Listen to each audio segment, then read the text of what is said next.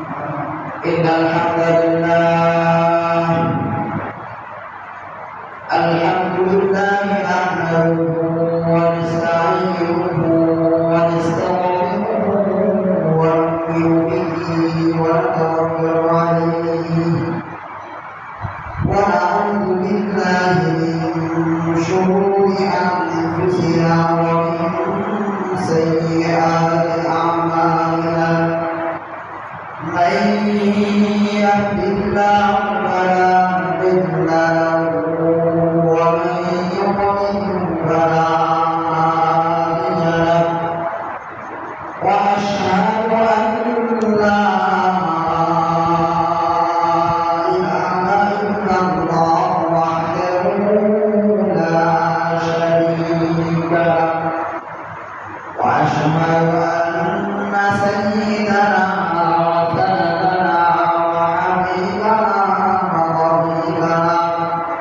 وطبيب قلوبنا ومولانا محمدا عبده ورسوله أرسله بالحق بشيرا ونذيرا وداعيا إلى الله بإذنه وسراجا منيرا وقال الله تعالى في كلامه المجيد وفي القرآن الحميد أعوذ بالله من الشيطان الرجيم بسم الله الرحمن الرحيم وإذ قال إبراهيم لأبيه آزر أتتخذ أصناما آلهة إني أراك وقومك في ضلال مبين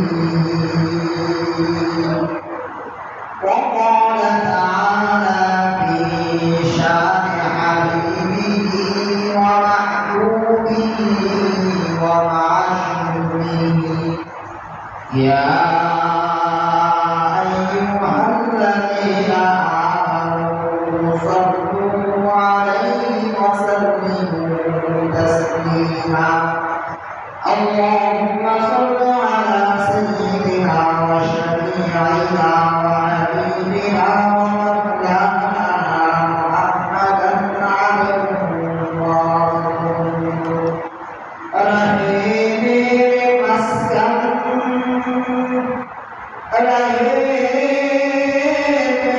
المسكن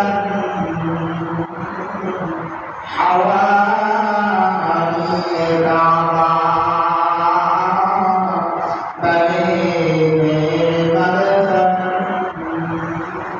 ديار المدينة بلغ العلا بكماله كشف الدجى بجماله حسنت جميع خصاله صلوا عليه وآله بلغ العلا بكماله كشف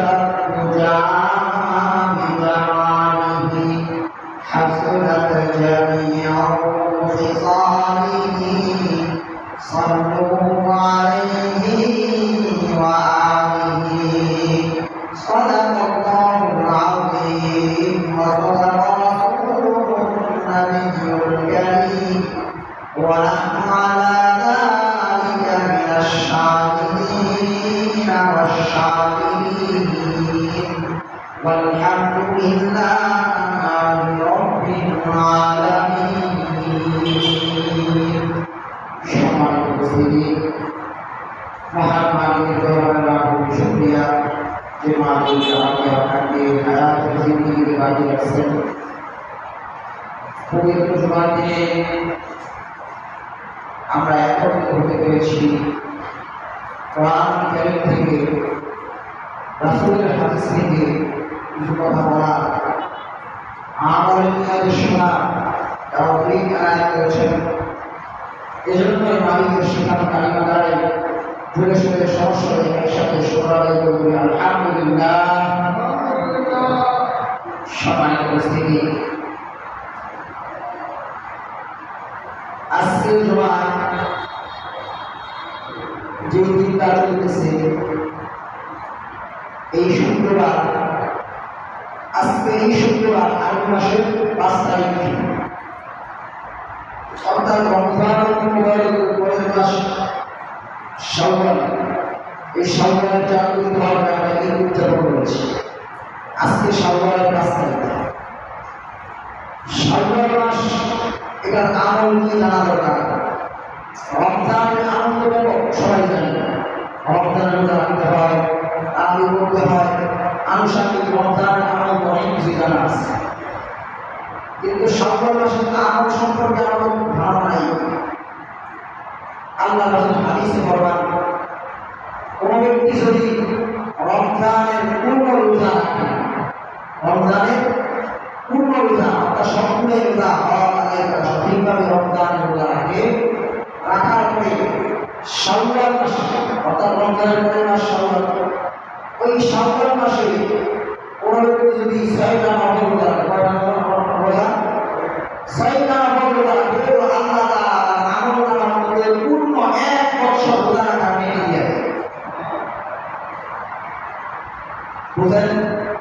তাহলে শাওয়ালের রোজা কয়টা? 6টা নফল রোজা আপনি একসাথে রাখতে পারেন, অথবা গ্যাপ দিয়ে দিতে রাখবেন, বাংলায় মোবাইল রাখবেন, বাংলায় পরে আবার রাখবেন, এইভাবে চলে রাখবেন। ওই শব্দটি রমজানের পূর্ণ রোজা রাখতে হবে। কারণ আমি বলছি খরচের ঠিক নাই, খবরের কোনো তার নাই, কোনো দাম নাই। এই জন্য খরচ কারণ যদি সঠিকভাবে রাখতে হবে, খরচ রমজানের খরচটা সঠিক এহতেমামের সাথে গুরুত্বের সাথে রমজানের 30টা রোজা পালন করতে হবে, 30টা রোজা সঠিকভাবে আদায় করছি। এরপরে শাওয়াল মাস আসার সাথে সাথে, শাওয়াল মাস আসার সাথে সাথে সে কি করবে? 6টা নফল রোজা, কয়টা নফল রোজা? 6টা। ভালো করে বুঝলেন, 6টা নফল রোজা রাখলো তো আল্লাহ তাআলা আমলনামার মধ্যে পূর্ণ 1 বছর রোজা রাখার নেকি দিয়ে দিয়েছে। এখন বলেন, আমরা কেউ এমন সমর্থ রাখি, এমন শক্তিমান লোক কি আছে পূর্ণ 1 বছর রোজা রাখতে পারবো? আমাদের দ্বারা সম্ভব না, ঠিক না? আমাদের দ্বারা কি সম্ভব না? 1 মাস রোজা দিন কাহিনী হয়েছে, ঠিক না? কিন্তু আপনি দেখেন আল্লাহ তাআলা নেকির বদলে আপনার কাজ কর্ম নেকি দেওয়ার বদলে আল্লাহ তাআলা কি পরিমাণ দিচ্ছে? নেকি দেওয়ার বদলে আল্লাহ তাআলা কি পরিমাণ দিচ্ছে? রমজানের 30টা রোজা আছে, তো সকালের চাকরি আসার সাথে আপনি কি করবেন? আলোচনা করবেন, আল্লাহ তাআলা দেখেন কাজ করার কয়টা? মনে করেন 30টা 29টা, এর সাথে সাথে করবেন, তো 36টা হবে বেশি।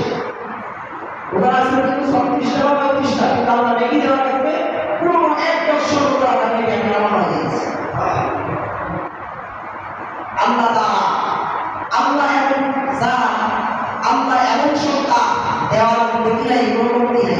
আল্লাহ দেওয়ার জন্য পয়সা দিয়েছে, কিন্তু আপনি নিতে পারেন, এটা আফসোস। আমি আপনি নিতে পারেন, এটা আফসোস। এজন্যই কবি বলেন, এজন্যই কবি বলেন, हर गरीबे नेको तैयार है, हर गरीबे नेको तैयार है, जुरा के से होवे इंसाफ है। कवि বলেন আল্লাহ তাআলা দেওয়ার জন্য পয়সা দিয়েছে, हर गरीबे नेको तैयार है। তাই তোমরা মালিকের কাছে যাও, তোমার দিয়া দিবে। তবে যে ব্যক্তি মালিকের কাছে না চায়, মালিক তার উপর রাগান্বিত হয়। যে ব্যক্তি মালিকের কাছে না চায়, মালিক তার উপর রাগান্বিত হয়। অথচ আমরা মানুষ যারা করি, মানুষের কাছে একবার 3 মাসের রাগান্বিত হয়, ঠিক না? অথচ মালিকের কাছে আপনি বারবার চাই, কিন্তু আল্লাহ বারবার এবং ওই বান্দার উপর খুশি খুশি হয়, ওই বান্দা আমার কাছে চায়, এই জন্য আমি আর বেশি খুশি না, বেশি খুশি। এই জন্য ইনশাআল্লাহ এই শাওয়ালের 6টা রোজা রাখার চেষ্টা করব, শাওয়ালের 6টা রোজা রাখার চেষ্টা করব ইনশাআল্লাহ। ইনশাআল্লাহ এরপরে আসে মুসলমান এমন এক জাতির নাম, মুসলমান মুসলিম জাতি এমন এক জাতির নাম যে জাতি যে কোনো আমল করে, যে কোনো আমল করে, যে কোনো কাজ করে ওটা দ্বীনের ভিতরে রেখে কোরআন হাদিসকে সামনে রেখে, ঠিক না? আমরা ঈদের সালাম সবাই আলোচনা ঈদ পালন করছি। আচ্ছা বলতে এই ঈদ পালন করলাম, এই ঈদটা যদি পালন আমার কোরআন হাদিসের সাংঘর্ষিক হয়, কোরআন হাদিস বিরোধী হয়, নেকি হবে? নেকি হবে, বরং গুনাহ হবে। আর যদি আমার ঈদ পালনটা কোরআন হাদিসের যেইভাবে আসছে এইভাবে আদায় হয়, আল্লাহ রাসূল যেভাবে আনছেন, সাহাবায়ে যেভাবে আনছেন, এইভাবে যদি আদায় হয় অবশ্যই কি হবে? কি বলেন? এইটা হবে না? আমরা মুসলমান জাতি, বাংলাদেশ মুসলিম কান্ট্রি, কিন্তু একশো মুসলমান রাষ্ট্র অন্যান্য জাতীয় আছে, অন্যান্য জাতি আছে। আমি বলতে কথা বললাম, প্রত্যেক জাতি তার ধর্ম অনুযায়ী চলবে, এটাই ইসলামের বিধান। প্রত্যেক জাতি তার ধর্ম অনুযায়ী চলবে। কেউ হিন্দু দেশে তার হিন্দু ধর্ম পালন করবে, তার অবশ্যই পালন করবে। কেউ মুসলমান, সে মুসলিম ধর্ম কোরআন হাদিস যেভাবে আসছে এগুলো পালন করবে। কেউ খ্রিস্টান, তার ধর্মীয় ধর্ম অনুযায়ী সে তার খ্রিস্ট ধর্ম পালন করবে। কেউ ইহুদি ধর্ম অনুযায়ী সে ইহুদি ধর্ম মানবে। কেউ বৌদ্ধ, তার বৌদ্ধ ধর্ম অনুযায়ী সে ওটা পালন করবে। কারো ধর্মে কেউ বাধা দেওয়া, ইসলাম ধর্মে মানায়, ইসলাম ধর্মে না করে কারো ধর্মকে বাধা দিতে পারে না, সে তার ধর্ম মানতে পারে, সে তার ধর্ম অনুযায়ী তার ধর্ম উৎসব পালন করবে। তবে বড় আফসোসের বিষয় হল মুসলমান জাতি নাম করে মুসলমান, কিন্তু তার ধর্মীয় আচার অনুষ্ঠান এমনভাবে পালন করে মনে হয় না সে আসলে কোরআন হাদিস অনুযায়ী পালন করে। আমরা তো অনেকেই ইংরেজি ভাষার নাম করে পালন করে না, এখন যদি জিজ্ঞাসা করে আরবি ভাষার নাম করে দেখি সুযোগ পাই না। অথচ আরবি ভাষার নামের হিসাব রাখা মুস্তাহাব, কেমন মুস্তাহাব। আপনি যদি আরবি ভাষার হিসাব রাখেন, আপনার আমলটা মুস্তাহাবে লিখে উঠতেছে। প্রত্যেকটা ইসলাম ধর্মের প্রত্যেকটা আমল আরবি ভাষার সাথে সম্পর্ক, নাকি জানুয়ারি ফেব্রুয়ারির সম্পর্ক। রমজান যদি আমরা মনে করেন এই রমজান আমরা জানুয়ারি মাসে আদায় দেবো, হবে? হবে না। এই যে সম্পর্কের কথা বললাম, এটা আমরা ফেব্রুয়ারি মাসে আদায় করতে হবে, হবে না। তার মানে ইসলাম ধর্মের প্রত্যেকটা আমল সম্পর্ক কোন মাসের সাথে? আরবি মাসের সাথে। এখন আসেন আমরা বাঙালি, অনেকে বাংলা ভাষার নাম জানে না। আবার দেখবেন পয়লা বৈশাখে বৈশাখ করোনা লেগে একবার আসেন এরকম। আচ্ছা বলেন, এই যে পয়লা বৈশাখ, এটাকে মুসলিম জাতির কোন আচার অনুষ্ঠান? পয়লা বৈশাখ কি মুসলিম জাতির আচার অনুষ্ঠান?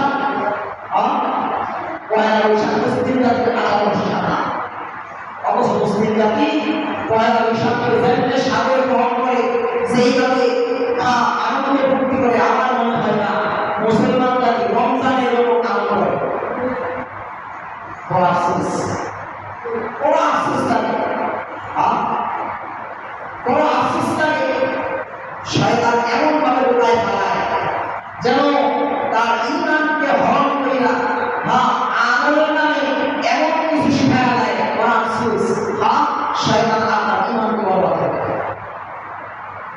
এজন্য সম্মানিত উপস্থিতি, বৈশাখ থেকে একবারে কাছে না দূরে কাছে এই মাস দাঁড়িয়ে কি আমার দেয় 14 মাস, 14 মাসে হয়তো 22 তারিখ আছে, 21 মাস 22 তারিখ দিতে পারে। তার মানে বৈশাখ মাস কন্টিনিউ করে পয়লা বৈশাখ আসার সাথে মাথা মাথা রেখে আর ইসলাম ধর্মে এরকম কোনো বিধিনিষেধ পৃথিবীর আছে কি? পয়লা বৈশাখের শুরুতে মাথা মিশাইলে তোমার আমল নামায় 1000 টাকা নেই আছে।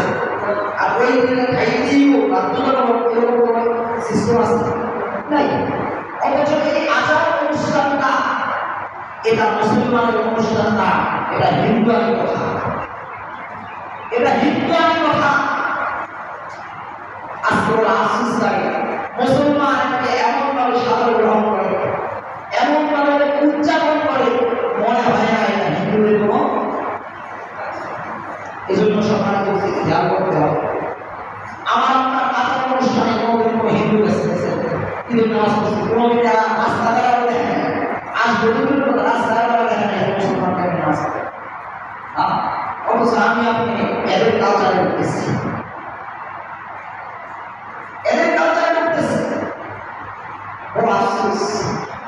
এবার আসলে ভাইয়েরা কোথায় থেকে আসছে ইতিহাস জানে, যদি ইতিহাস জানে তাহলে বুঝবেন আসলে মুসলমানের আমল নাকি হিন্দুদের আমল। হযরত ইব্রাহিম আলাইহিস সালাম তার পিতার নাম আযর, নাম কি? আযর। আমি যে কোরআনের আয়াত তেলাওয়াত করছি, ইরকালা ইব্রাহিম লিআবিহি আযর আতাত্তাখিযু আসনামান আলিহা। হযরত ইব্রাহিম আলাইহিস সালাম যখন ছোটবেলায় ছোট মানুষ, আকাশের তারার দিকে তাকায় মনে করত এই আকাশের তারাটাই মনে হয় রব।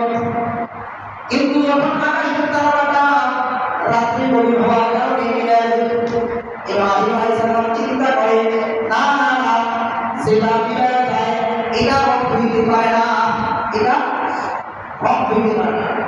যখন দেখলো তার মাঝে বড় একটা জিনিস চার উঠছে, মনে করছে ইব্রাহিম আলাইহিস সালাম এটাই মনে হয় রব।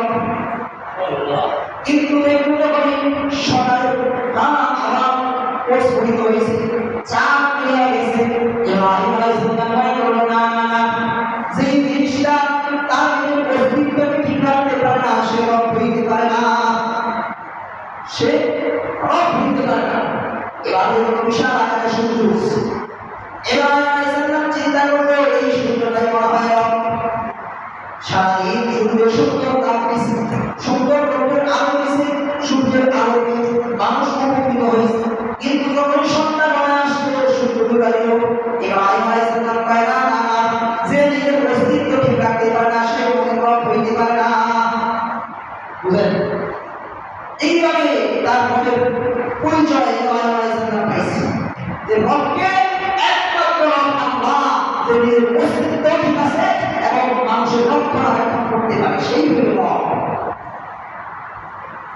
ইব্রাহিম আলাইহিস সালাম তার পিতাকে দাওয়াত দেন, ইরকালা ইব্রাহিম লিআবিহি আযর আতাত্তাখিযু আসনামান আলিহা। ও আমার পিতা আযর, আপনি সেই মূর্তিগুলোর পূজা করেন, এরা নিজের অস্তিত্ব ঠিক রাখতে পারে না।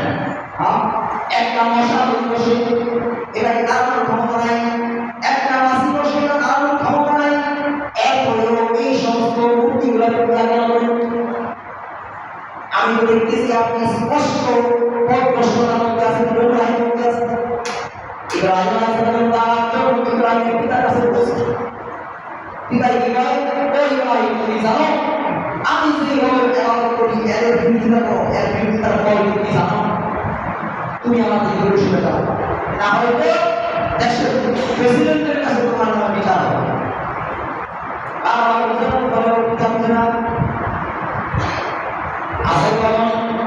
সে গিয়া দেশের প্রেসিডেন্ট নমরুদ তার কাছে বিচার দিচ্ছে, তার কাছে নমরুদ তার কাছে বিচার দিচ্ছে, আপনার রব মানে না, আপনাদের রব মানে এদেরও রব মানে আমার সাথে আপনার করে পুরো এক রবের দাওয়াত দেয়। বুঝলেন নাই? সেই নমরুদ তার কাছে বিচার দিচ্ছে, ইব্রাহিমের কাছে আছে, ইব্রাহিম তুমি কি আমাদের রব মানো? আমরা যে সমস্ত মূর্তিগুলো পূজা করি এদের পূজা করো।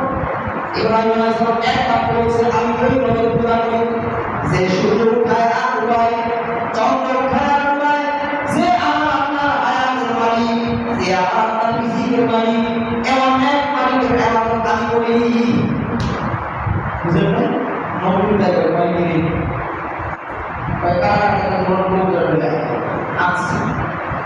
আনছে পরে দুইজন লোক গাড়ি আসছে তারা করতে, তো একজন হচ্ছে তো এই তো এরা মেরে দিচ্ছে, তার মানে আমরা দেখতে পাই, তার মানে আমি মেরে বানাইছি, এর হায়াত মালিক আমি কি মেরে বানাইছি, আমি যখন ছেড়ে দিয়েছি এর হায়াত মালিক। এবার ইব্রাহিম আলাইহিস সালাম আপনার কথা ঠিক আছে, কিন্তু আমার প্রশ্ন হয়েছে আপনি একবার সূর্য পশ্চিম দিক থেকে উঠে আপনি ঘুরে দেখেন, আমি একটা কথা বলবো, বুঝলেন? কি কয় সূর্য তারা বর্তমান দিক থেকে উঠে পশ্চিম দিকে ঘুরে, আপনি যদি দিকে রক্তানি করেন আপনি একবার পশ্চিম দিক থেকে উঠে আপনি ঘুরে দেখেন নম্বর দেখে আমরা আমাদের এটা শাস্তি দেওয়া কি বিশাল আকারে আগুনের মন্ডলী তৈরি করছে। তৈরি করার পরে এবার সমস্ত মানুষেরা রাজার আগে সবাই ইব্রাহিমের শাস্তি ব্যাপারে সবাই একত্রিত হয়েছে, শাস্তি দেবে কেমনে শাস্তি দেবে। হযরত ইব্রাহিম আলাইহিস সালামকে লম্বা একটা চরম গাছের মাধ্যমে তাকে আগুন করা হয়েছে। আগুন দাউদার উপরে চলতেছে, এমন আগুন জ্বলতেছে 1 দিন না 2 দিন না 40 দিন পর্যন্ত আগুন জ্বলছে। কিন্তু নবুয়তের কাছে ইব্রাহিমের আগুন ইব্রাহিমকে একদম পোষণ করতে পারে না। কারণ কি আল্লাহ আগুনের আদেশ করছে, আল্লাহ আগুন করছে আদেশ করছে উল্লা ইয়া নারুনি তাওয়ানা সালাম আলা ইব্রাহিম। ও আগুন তুমি ইব্রাহিমের জন্য শান্তিদায়ক হয়ে যাও। এই আয়াতের তাফসীরে লেখছেন মুফাসসিরিনে কেরাম আগুন কি বলে ঠান্ডা হয়ে যাও। আগুন কি বলে আল্লাহ বলে ঠান্ডা হয়ে যাও। যদি ঠান্ডা হওয়ার কারণ তো ইব্রাহিম কষ্ট করে, বুঝলেন? আগুন যদি ঠান্ডা হয়ে যায় মানে বেশি ঠান্ডা হয়ে যায় তাহলে ইব্রাহিম কষ্ট হবে। কি বলছে শান্তিদায়ক হয়ে যাও, অর্থাৎ এমন হয়ে যাও ইব্রাহিমের কোনো কষ্ট না হয়। এবার নম্বরে চিন্তা করুন, তার মানে এখানে ইব্রাহিমের রবের কোনো কারসাজি আছে, ইব্রাহিমের রবের কোনো কারসাজি আছে। সুতরাং এখানে কি করা হবে, কোনো খারাপ কাজ করা হোক, যদি খারাপ কাজ করা হয় তাহলে ইব্রাহিমের রবের কারসাজি নষ্ট হয়ে যাবে, বুঝলেন নাই? এই জন্য নবুল দায়ী করেছে কিছু মহিলাকে ধরে আসছে, কিছু মহিলাকে নিমন্ত্রণ দেওয়া জানাচ্ছে আইনা এখানে আকাম কুকাম পাইছে যাতে এখন ব্যবস্থা দূর হয়ে যায়। কি হয়ে যায়? এখনো যদি কারো ঘরের মধ্যে কোনো কুকুরের ছবি কোনো প্রাণীর ছবি লটকানো থাকে হাদিসের মধ্যে আসছে এই ঘরের মধ্যে রহমতের ব্যবস্থা দিতে হবে। অবশ্য আমাদের ঘরগুলোর মধ্যে দেখবেন বিভিন্ন ধরনের ছবি রাখা আছে, বুঝলেন? আমি আমার যুবক বয়সে ছবি মনে করি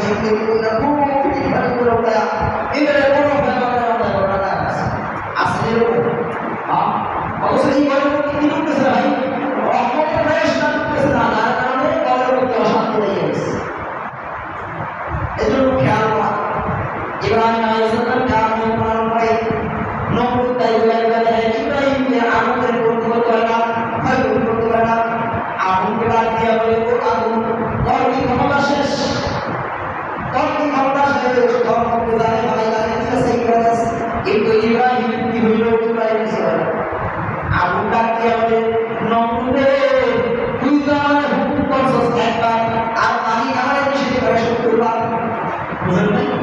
মালিক আমার 70 বার নিষেধ করে, মালিকের নিষেধ আমি করতে না আমার কারণে পর এখনো আছে। পর যদি বিশ্বাস না হয় তো তাই কবে বিশ্বাস হয় একটু আগে ওই যে ইব্রাহিমকে পোড়ানোর জন্য নমরুদের চেষ্টা করছিল, ওই সময় ওই মহিলাদেরকে ছিল ওই মহিলাদেরকে এই কপালের মধ্যে সিঁদুর করা আছে। আয়াত করে এইখানে একটা মেলার আয়োজন করছিল, ওই মেলার মধ্যে গান বাজতো আদি থেকে রক, ওইখান থেকে এই কথাটা বিশ্বাস করতেছে। অবশ্য আমরা মুসলমান এমন এক জাতি, এমন এক জাতি লজ্জিত হওয়া দরকার। মুসলমান দেখবে আজকে এই যে পয়লা বৈশাখ খাইতেছে, আরে আমাদের বেশিরভাগ মধ্যে গিয়ে দেখলাম আমি ঈদের দিন মনে হয় জানা গেছি আজিম বিষয় বিকালবেলা ঘরের মধ্যে মানুষ ওই হাতে গান গাবো, ওই যে কীর্তি আছে ওইটার মধ্যে গান গাবো যাচ্ছে মানুষ আগে আসছে ঈদের মধ্যে আলহামদুলিল্লাহ সবাই আসতে এটা কি করা যায়? এখন চলতেছে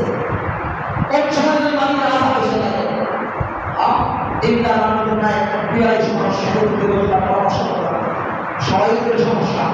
এজন্য কয়েকজন প্রতিনিধি বাজারের যে কমিটি আছে এদের কাছে পাঠাই পালন করে এলাম। আচ্ছা আলহামদুলিল্লাহ। এখন এটা যদিও পুরোপুরি বন্ধ হয় নাই, কিন্তু গান বাজনা বন্ধ হয়ে গেছে, গান বাজনা বন্ধ হয়ে গেছে। এজন্য সমাজের মধ্যে সমাজকে যদি সুন্দর করতে চান, এই সমস্ত খারাপ কাজ থেকে মানুষকে বিরোধিত হবে। যদি বিরোধী করেন, মানুষকে দিনে ভালো দিনে বিরোধিত পারেন, আশা করা যায় সমাজটা সুন্দর হয়ে যাবে। কিন্তু আফসোস আজকে মুসলমান দাবি করে এই যে পয়লা বৈশাখ সামনে আসছে, এটা আরো মুসলমানের কোনো অনুষ্ঠান না, আরো মুসলমানের কোনো অনুষ্ঠান না, ইতিহাস মুসলমান নয়। ইতিহাস না জানার কারণে মুসলমান এটাকে এমনভাবে আঁকড়ে বলে আফসোস মুসলমান গুনাহের মধ্যে লিপ্ত হয়েছে, মুসলমানের ঈমান ভঙ্গ হইতেছে। এজন্য সম্মানিত উপস্থিতি, আমরা যারা গার্জিয়ান আছি এরাও খেয়াল করবো আমাদের সন্তানদের প্রতি।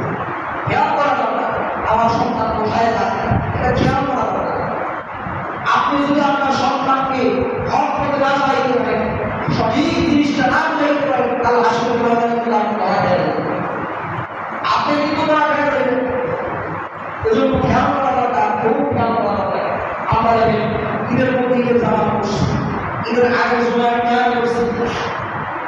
এই ঈদটা মুসলমানের উৎসব, কিন্তু উৎসবটা কেমনে আমলে পরিণত করলে উৎসব হবে, আমলে পরিণত করলে উৎসব হবে, আনন্দের বিষয় হবে।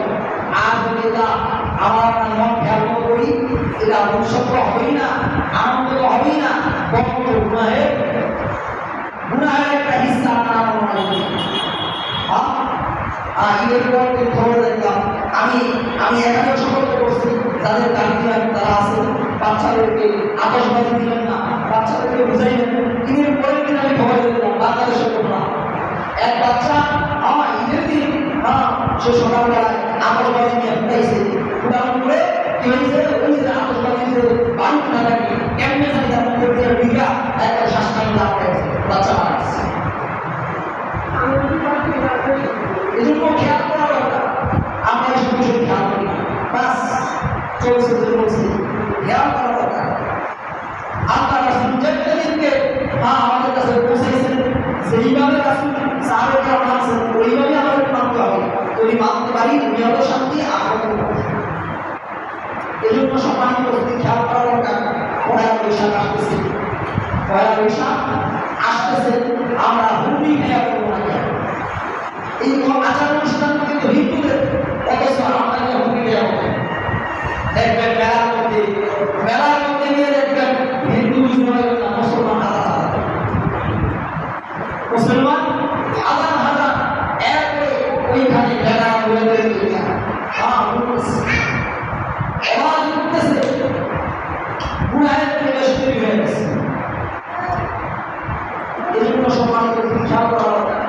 আমার আপনার অনুষ্ঠান, আমার আপনার আচার অনুষ্ঠান, এটা সম্পূর্ণ ইসলামের নীতি অনুযায়ী হইতে হবে। আমি যদি আরেকজনের আচার অনুষ্ঠান গ্রহণ করি বা অন্যের আচার অনুষ্ঠান গ্রহণ করি, ইসলাম বিবর্তিত কাজ করি, মুসলমানিত্ব টিকবে না, মুসলমানিত্ব কোনো ভাবধারা করবো না, মুসলমানিত্ব কোনো ভাবধারা সম্পত্তি না। মুসলমানিত্ব ধরতে হয়, মুসলমানিত্ব শিখতে হয়, নিজে আমল করতে হয়, আমল পরিণত করতে হয়। যদি মুসলমানিত্ব ভাবধারার প্রতি সম্পত্তি থাকে, তাহলে ইব্রাহিম বাবা আজর বংশ মুসলমান দাবি করতে পারে। নূহ আলাইহিস সালামের সন্তান কেন বাপ নবী, সেও কিন্তু দাবি করতে পারতো আমি মুসলমান, দাবি করতে পারতো কিনা? প্রতি শুদ্ধ দাবি করতে পারতো, কিন্তু না, মুসলমানিত্ব দাবি করার জিনিস না, মুসলমানিত্ব দাবি করার জিনিস না। এটা এমন এক জিনিস, নিজের মধ্যে ফিটিং করতে হয়, নিজের মুসলমানিত্ব শিখতে হয়, ইমানের বিষয়গুলো শিখতে হয়, ইমান মানতে হয়, এরপরে কবর ইমান নিয়ে যাওয়া হয়। এটা এত সহজ বিষয় না। আপনি আপনার আচার অনুষ্ঠান এটা হিন্দুদের কালচারের সাথে মিলাইবেন আর উদযাপন করবেন, দেখি হয়ে যাবে, এটা তো সহজ। খেয়াল করা দরকার, আমরা এসব খেয়াল করি। গান ভাষা করতেছি দাঁড়িয়ে করি মুসলমান, বুঝলেন নাই? ওই সামনে কোরবানি দিতে গেছে, এক একজন কি পোস্টার একবার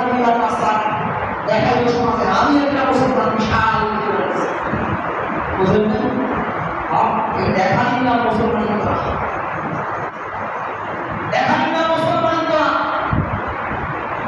মুসলমানকে অর্জন করতে হয়, দিনকে মানতে হয়, এরপরে মুসলমান করা।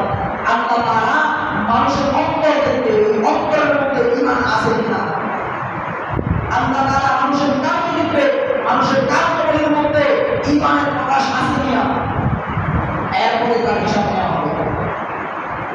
আপনি মনে করতেছেন এটা একটা সহজ জিনিস, কাল হাসরের কঠিন ময়দানে যেখানে পিতা সন্তানের পরিচয় দিবে না, মা সন্তানের পরিচয় দিবে না, ওইখানেও হযরত ইব্রাহিম আলাইহিস সালামের সামনে ইব্রাহিম আলাইহিস সালামের পিতা আদম আয়েশা বলবে, ইব্রাহিম আজকে তোমার কথা বলে আমি মনখান্ন মানব, কোনো দ্বিমত প্রকাশ করবো না, কোনো দ্বিমত প্রকাশ করবো না। ইব্রাহিম আলাইহিস সালাম নিজের পিতার মালিকের কাছে সুপারিশ করতে চাই।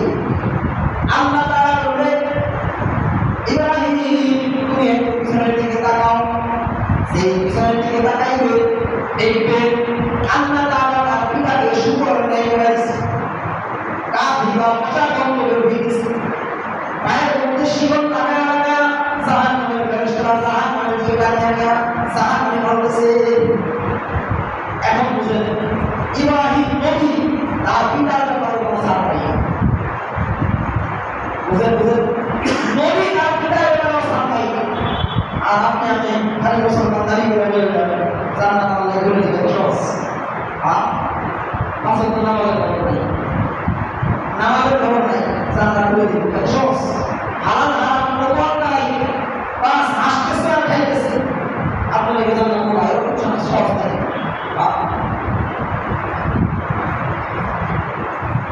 সম্মানিত উপস্থিতি, খেয়াল করবেন এই বিষয়গুলোই খেয়াল করার বিষয়, এই বিষয়গুলোই আমল পূর্ণ করার বিষয়। এজন্য বলব শুধু মুসলমানিত্ব মুক্তি প্রকাশ করতে হয় না, মুসলমানিত্ব আমলে প্রকাশ করতে হয়। মুসলমানিত্ব মুক্তি আমরা লম্বা চড়া দান করলে মুসলমানিত্ব হয় না। মুসলমানিত্ব এটা নিজের দেহের মধ্যে বিলীন করতে হয়, হালাল হারাম বাইসা করতে হয়, হালাল মাল কামাই করতে হয়, হারাম মাল বর্জন করতে হয়, শত্রু দূরে সরাতে হয়, হালাল ভাবে রিজিক অন্বেষণ করতে হয়। পাঁচ ওয়াক্ত নামাজ খেয়াল কইরা সময়ের প্রতি খেয়াল রাখা গুরুত্বের সাথে আদায় করতে হয়, রমজানের রোজাগুলো গুরুত্বের সাথে আদায় করতে হয়। এরপরে যদি আপনার উপরে হজ খরচ হয়, ফরজিয়াত হজ আদায় করতে হয়, আপনার উপরে যদি যাকাত খরচ হয়, যাকাত আদায় করতে হয়, নিজেকে রাসূলের সুন্নতে সুসজ্জিত করতে হয়। এরপরে এই ব্যক্তিটা মুসলমান দাঁড়িয়েছে। সুন্নতের কোনো খবর নাই, হালাল হারামের কোনো খবর নাই, বাস বুঝলেন নেই, হজ খরচ হয়েছে প্রায় 1000 টাকা, খবর নাই, জাকাত খরচ হয়েছে মালের অভাব না, দুইজনে দিয়ে শেষ। এরকম ভাবে মুসলমানিত্ব দাবি করে বসে থাকবে, আসলে ময়দানে নাজাত পাওয়া সম্ভব না। বুঝলেন নেই, পয়লা বসে গেছে, আমি আপনাদের একবারে বললাম না, মুসলমান ঈদকে পালন করে তার বেশি নম্বর বছর পয়লা বসে আসিবের বিষয়, আসিবের বিষয় শুরু হয়ে গেছে সমাজের।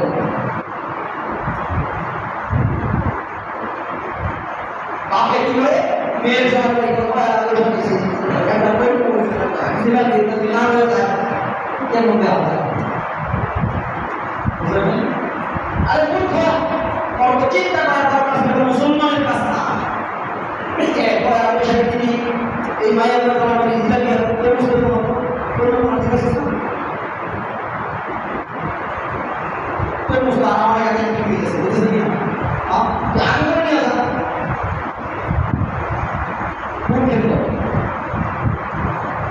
ইসলামের ইতিহাস সম্পর্কে কোনো জ্ঞান নাই, সে তার মন ভরা চলতেছে, আবার দাবি করে মুসলমান। এত লম্বা লম্বা দাবি দ্বারা আসলে নাজাত পাওয়া সম্ভব না। আপনার দাবির প্রয়োজন নাই, কিন্তু আপনার মধ্যে যদি সুন্নতের পরিপূর্ণ ইতিহাদ থাকে, রাসূলের সুন্নতের ইত্তেবা থাকে, আপনার দাবির প্রয়োজন নাই, ইসলামের গণ্ডির ভিতরে থাকে, আপনার দাবির প্রয়োজন নাই, আসলে নাজাত পেয়ে যাবে। আপনার মুখ দিয়ে প্রকাশ করার প্রয়োজন নেই মুসলমান। এজন্য সম্মানিত উপস্থিতি, খেয়াল করবেন আচার অনুষ্ঠানগুলোই মুসলমানের মতোই হইতে হবে। এটা কোনো অন্য ধর্মের কৃষ্টি কালচার আইসা মুসলমানের সাথে মিলাইবেন কোনো সম্পর্ক প্রশিক্ষণ আমল হবে না, গুনাহের বাধা হবে। এরকম খেয়াল করবেন। আমরা ঈদ পালন করছি, এই ঈদের যে বিষয়াদি আছে এটা যদি রাসূল থেকে আপনাদের বের হয়েছে, সাহাবায়ে কেরাম মানছে, এইভাবে মানছে, এইরকম যদি না মানতাম, অন্যরকম মানতাম, ঈদ হইতো আমাদের মুক্তি হইত, আনন্দ হইত। কিন্তু আসলে আরোটা আমল হইত, আরোটা আমল হইত। এই আজকে জুমার দিন, জুমার দিনটাই বিষয় আছে, জুমার নামাজ আছে, খুতবা আছে, সেইভাবে আছে আমাদের আমল পছন্দ দেখি মনে করেন জুমার নামাজ দুই রাকাত আছে, আমল বিচার করি কেন? কারণ রাসূলের সুন্নতের বিরোধিত কাজ। জুমায় খুতবা দিতে হবে, ওয়াজিব বিষয়, আমল দিন আগে জমা হবে কেন হবে না? রাসূলের সুন্নতের বিরোধিত কাজ। অবশ্য আমাদের আমলের মধ্যে আজকে এমন হয়েছে সমাজের মধ্যে আমল নাই, বিবাহ সাথী একটা আমল, বিবাহ সাথী একটা আমল, অবশ্য বিবাহ সাথীর মধ্যে দোল বাদ্য বানানো শুরু করেছে। আর এই দোল বাদ্য কারা যায়? হিন্দুদের কাজ, অন্যান্য ধর্মাবলম্বীর কাজ। আমি কোনো ধর্মকে কটাক্ষ করি না, তার ধর্ম সে পালন করবে, তার ধর্মে যা আছে সে তার কোনো পালন করবে, কিন্তু তার ধর্মের কোনো বিষয় আমার ধর্মের দায়িত্ব কি করবেন এটা আলোচনা সম্ভব, এটা আলোচনা সম্ভব না। গাছের পাতা ছিঁড়া যায়, ডাল বর্তন করা যায়, এটা মানা সম্ভব। কারণ ডাল বর্তন করতে ডালাটা গজাইবে, পাতা ছিঁড়ছে তো পাতা একটা গজাইবে, কিন্তু গাছ যদি গোড়া থেকে গজায় তখন একজন সচেতন আলোক হিসেবে এটা মানা সম্ভব না। আপনি আপনার ধর্ম সঠিক টাকা থেকে পালন করবেন, কিন্তু অন্য কোনো ধর্মের কৃষ্টি কালচারে আপনার ধর্মকে বিক্রি করবেন, এটা আরো সম্ভব না। এজন্য প্রত্যেক মসজিদের মেম্বার থেকে এই সতর্কবার্তা আগেই পৌঁছে দিতেছে, মুসলমান সতর্ক হও, মুসলমান সতর্ক হও। পয়লা বৈশাখ এটা মুসলমানের ধর্ম। আপনি দেখবেন পয়লা বৈশাখ আমাদের গ্রামাঞ্চলে খুব কম। পয়লা বৈশাখ সূর্য উদয় আগেই রমনা বন্ধুলে কিছু কুলাঙ্গার, এদের মুসলমান কুলাঙ্গার বসবে, বসবে, আর পয়লা বৈশাখে আগমন করবে। বুঝলেন নাই? সূর্য উদিত হয়ে গেছে, রবীন্দ্রনাথ গান দিয়া শুরু করে গেছে পয়লা বৈশাখ, এসবই পয়লা বৈশাখ শুরু করে গেছে। এরা দাবি করে মুসলমান, দাবি করে কি মুসলমান দাবি করে, অথচ আরো কোরআন হাদিসে এই ধরনের কোনো আমল আছে সম্পূর্ণ হারাম কাজ করতেছে। এরপরে কি করে দেখবেন, সূর্য উদিত হওয়ার পরে এরা মঙ্গল শোভাযাত্রার নামে এক মিছিল বের করে। আরে মুসলমান জানো ইতিহাস, মঙ্গল শোভাযাত্রার নামে এক মিছিল বের করে। আমি মানতাম তোমরা মিছিল করে সমস্যা নাই, কিন্তু প্রশ্ন হয় মিছিলের সামনে পেশা নিয়ে একটা মিছিল করে, প্রশ্ন হয় আমরা মিছিল থাকতে পেশা থাকতেই পারে। কিন্তু আমি বলবো না, এখানে শিরকের গন্ধ আছে, শিরকের গন্ধ। কেমনে জানেন কি? এই যে মিছিলটা করতেছে নাম কি দিছে? মঙ্গল শোভাযাত্রা। কি নাম দিছে? কথা কোন আগে মঙ্গল শোভাযাত্রা। আবার মিছিলের সামনে একটা পেশা আছে, পেশা কি বলে আছে?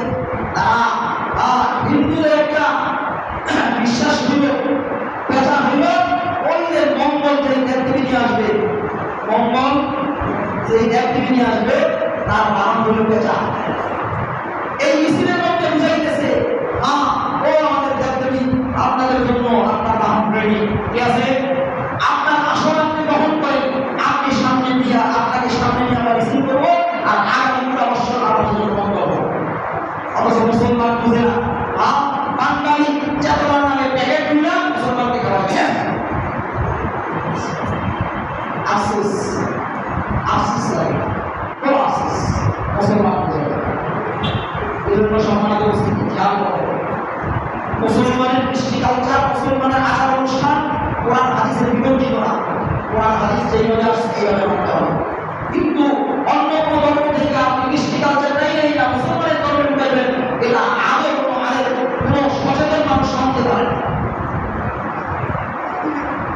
এজন্য সচেতন হও। নিজেদের বাচ্চা কাচ্চারা কোথায় যায় খেয়াল রাখেন। এদেরকে বোঝা, এদেরকে বোঝা। অথচ আমরা মুসলমান এই যে পয়লা বৈশাখী আছে না, দেখবেন যুবকরা যুবতীরা সাহিত্যা সুবিধা কর্ম দেখায় ওই মেয়েদের মেলা করে দিয়েছে। অথচ মেলা করে দিতে আসছে ইতিহাস সে মনে করতে যায় মুক্তি করতেছে, মুক্তি করতেছে না, জাহাজ নামে টাকা দিতেছে। সম্মানিত উপস্থিতি, আমল যেভাবে আসছে এভাবে করতে হবে। আমলের ক্ষেত্রটা আমলের জায়গায় রাখতে হবে। অনেক সময় কথা বলার ক্ষেত্রে অনেক সময় করা হয়ে যায়, দয়া করে মাফ করে দিবেন। এটা আমাদের দায়িত্ব, আপনাদের বুঝান যে দায়িত্বের কাজে অনেক সময় করা কথা বলি, অনেক সময় নকল বলি, অনেক সময় আদায় আদায় বলি, অনেক সময় ন্যায্য বোঝাই। এটা আমাদের দায়িত্ব। এখন যদি কেউ আমাদের ব্যাপারে আন্দোলন বুঝলেও সে আসলে কি মানে করবে না। কারণ আমি একটা উদাহরণকে সবসময় বুঝাই। অনেক এলাকায় দেখবেন ডাক্তি অনুদানের বিপক্ষ আছে, উদাহরণস্বরূপ মনে করেন ঢাকার মধ্যে যারা বসবাস করছে বা ঢাকায় রয়েছে তারা দেখবেন এক এক এলাকার কিছু মাতৃ নেতা আছে। এই এলাকার মাতৃ নেতা ওই এলাকার মাতৃ নেতার কেউ করে এই এলাকার মাতৃ নেতা ওই এলাকায় কাছে মোবাইলের টেলিফোন নাই তো তখন সিটি আলাদা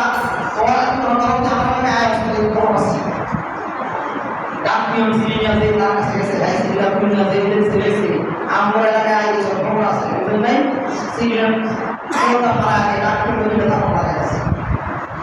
আচ্ছা বলেন দেখি এই লেখাটাকে ডাক্তার লেখা এই লেখাটাকে ডাক্তার লেখা তাহলে না ওই আলাদা হাতি জানা লেখা এটা ডাক্তার অনুষ্ঠান। আরে আমরাও যেরকম আমরা তো আমরা ডাক্তার কোরআন হাদিসের কথা বলে আপনাদের কাছে বুঝাই, এটা বলার দায়িত্ব আমাদের। কথা কি আমার না কথা আমার? কথা আমার, কথা আমার রাসূলের, এটা পৌঁছানোর দায়িত্ব আমার। এজন্য হাতে পায়ে ধরে বলি ভাই খেয়াল করবেন কথা বলে, কথা বলে খেয়াল করবেন, নিজের ঈমান আমল বাঁচানোর চেষ্টা করবেন, নিজের ঈমান আমল বিক্রি করবেন না। কোন কৃষ্টি কালচার এমন কোন জায়গায় নিজেকে উত্থাপন করবেন না যেটা মুসলমানের বিবর্তিত কাজ, কোরআন হাদিসের বিবর্তিত কাজ এমন কোন জায়গায় নিজেকে উত্থাপন করবেন না। নিজের সন্তান নিজেকে উত্থাপন করাই না। খেয়াল করবেন সামনে পয়লা বৈশাখ আসতেছি দেখবেন দৌড় শুরু হয়ে গেছে। আল্লাহ তাআলা আমাদের সকলকে দ্বীনের প্রত্যেকটা বিষয় বুঝার তৌফিক দেন, মানার তৌফিক দেন বলে আমিন। ওয়া আলহামদুলিল্লাহ রাব্বিল আলামিন। যারা সুন্নাত মেনে সুন্নাত করবে এরপর এর আগে একটা আমি আপনাদের রমজানি